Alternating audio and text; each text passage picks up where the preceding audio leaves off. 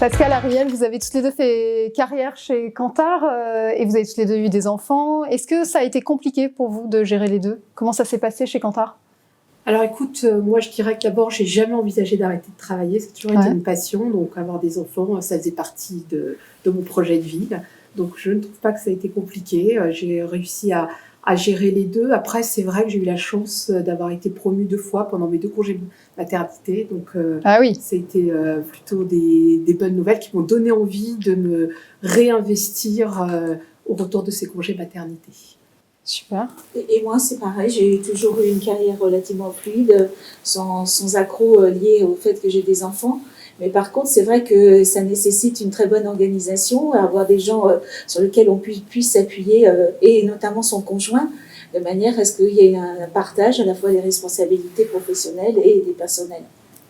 Toi aussi, Katie, tu as eu, je crois, 2 enfants. Oui, 2 enfants, ouais. Tu as mené ta carrière tambour battant, donc comment tu as fait pour arriver à ajuster les deux, à équilibrer les deux? Alors moi, c'était pas chez Kantar, donc je sais pas si c'est la grosse différence, et on n'est pas là pour faire la promo de Kantar, mais écoute, moi, ça a été plutôt un tremplin, c'est là où j'ai progressé le plus, mais systématiquement, j'ai changé d'entreprise pour y arriver. J'avais le sentiment, à mes retours de congé mat, c'est un sentiment, parce que je ne suis jamais revenue, j'ai quitté pendant mes congés mat, que ma place n'était plus là, qu'on ne m'attendait pas, et ça m'a dissuadée de revenir. Je pense qu'il faut qu'on fasse très attention à ces congés maternité ou congés parentaux dans la durée, que nos femmes salariées sachent qu'elles sont évidemment très attendues au niveau de leur retour. Un deuxième sujet évidemment dont on parle beaucoup dans l'actualité, c'est les comportements déplacés en entreprise. Est-ce qu'au travers toutes les années que vous avez vécues chez Kantar, et parce qu'on est entre nous, vous avez vu, entendu des choses qui vous paraissent aujourd'hui peut-être déplacées?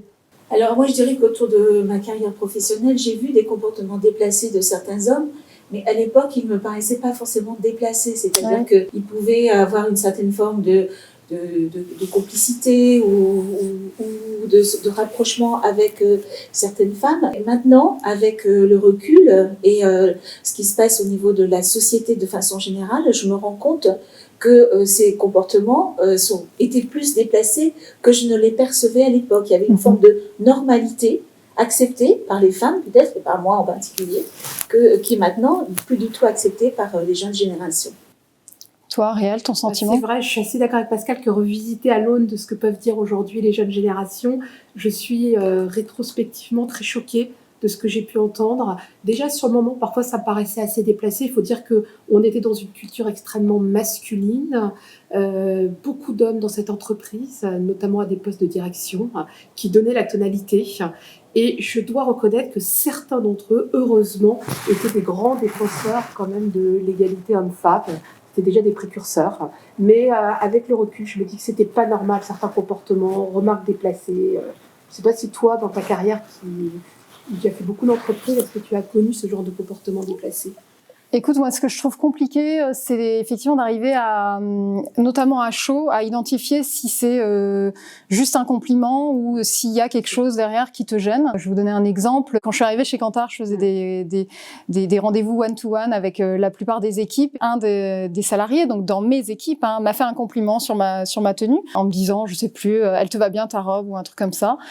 Sur le coup, je l'ai pris comme un compliment, ça fait plaisir. Et après, je me suis dit, mais c'est marrant de dire ce genre de phrase. Je me verrais pas discutant avec Gonzalo lui dire que son pantalon ou sa chemise lui vont plus particulièrement bien. Non, je me verrais pas dire ça. Et en même temps, je pense qu'il faut laisser ce cadre finalement de spontanéité. Donc c'est très difficile. On est tout le temps en balance entre est-ce que c'est pas juste un compliment ou est-ce que finalement c'est la façon dont on le reçoit et est-ce que ça nous dérange ou pas. En tout cas, une seconde fois, je pense qu'il faut être très très vigilante sur ce qui est la frontière, même si elle est parfois très tenue. Oui, tu sais d'ailleurs qu'on a l'année dernière, je crois, chez Kantar, il y a eu des formations pour les managers hommes pour leur apprendre à